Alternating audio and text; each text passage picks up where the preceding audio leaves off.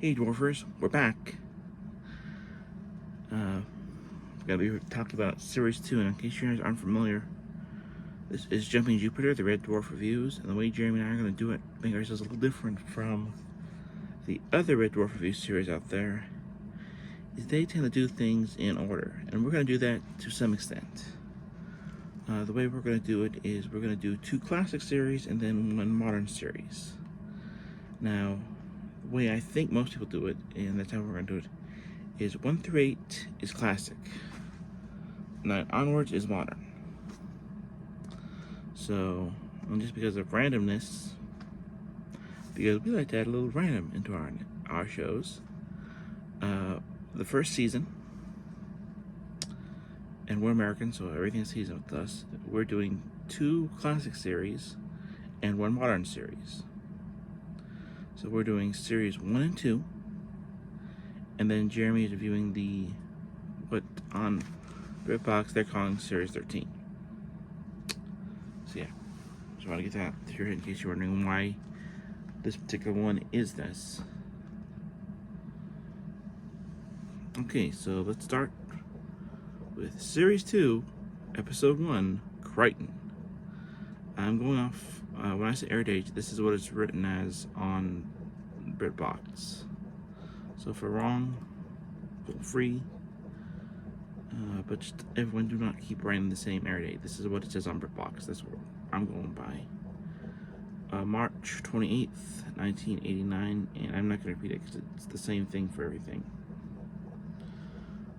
Plot: Red Dwarf receives a distress call from an injured woman on the spaceship Nova 5. Yeah, this is where we first meet the original Kryton. He returned later in series 3, played by a different actor, but this is the original Kryton. So overall, what do I think? And this Kryton is essentially, they refer to him as Norman Bates in space, but you could also kind of go, if you want to go for a B-movie vibe, he is essentially Ega as a robot, but more intellectual. Overall, pretty interesting episode, but I wanted to cover these particular episodes, this particular batch, because this is where my interest in the show begins, but it really starts in the next 2 episodes. This is the first time I've seen this episode, and it really starts here.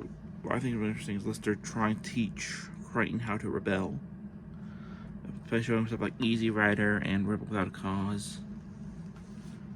And I think the line is, what are you rebelling against? What if you got anything that actually is from Rebel Without a Cause?